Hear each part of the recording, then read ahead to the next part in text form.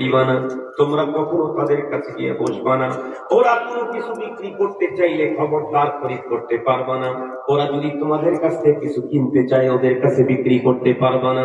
ওরা সালাম দিলে উত্তর দিতে পারবা না, তাদেরকে সালাম করার প্রশ্নই তো আসে না। 100% শাটডাউনের মতো কমপ্লিট বন্ধুরা আমার বয়কট করে দিল। বয়কটের জীবন এতটাই দুর্বিসন্ধি চলতেছিল, একটা পর্যায়ে চলতে চলতে 3 বছর পর্যন্ত ভয়ঙ্কর বিভৎস অবস্থায় পড়ে গেলেন। কি কষ্ট! জীবন বাঁচানোর তাগিদে একটা পর্যায়ে গাছের পাতা কুতা খেলেন। এরপরেও খাজা আবু তালেব পয়গম্বরকে দ্বীনের সাহায্য থেকে এক পা পিছপা হইলেন না।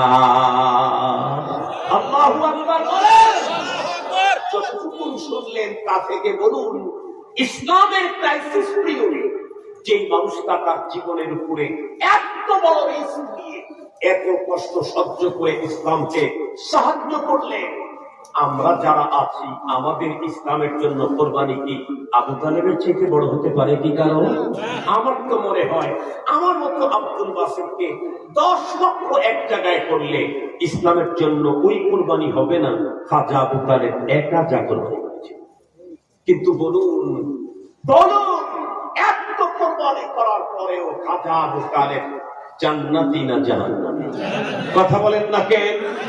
কেন? কারণ হলো ঈমান নাই।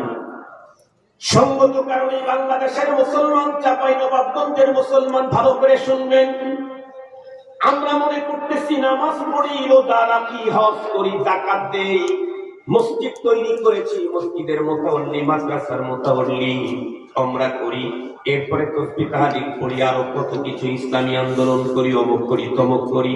সুতরাং আমার তো আর জান্নাত পেতে কোনো সমস্যা নাই। না না, অবশ্যই সমস্যা নাই, কিন্তু শর্ত হলো ঈমান আর এই নেক আমল নিয়ে কবর পর্যন্ত যেতে হবে।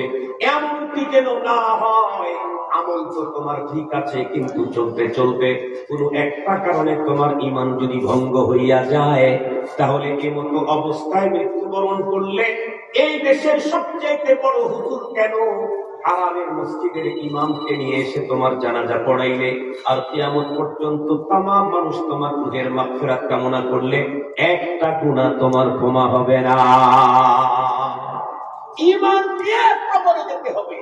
ঈমান যদি দুর্বল হয় তবুও চলবে, কিন্তু কবরে যাওয়ার আগে যদি ঈমান ভেঙে যায়, কথা বলেন না কেন, তাহলে ঈমান নবায়ন করতে হবে, তাজদীদ করতে হবে। ঈমান ভেঙে গেছে, বুঝে নাই, এই অবস্থায় কবরে চলে গেছে, তাহলে এই লোক জান্নাত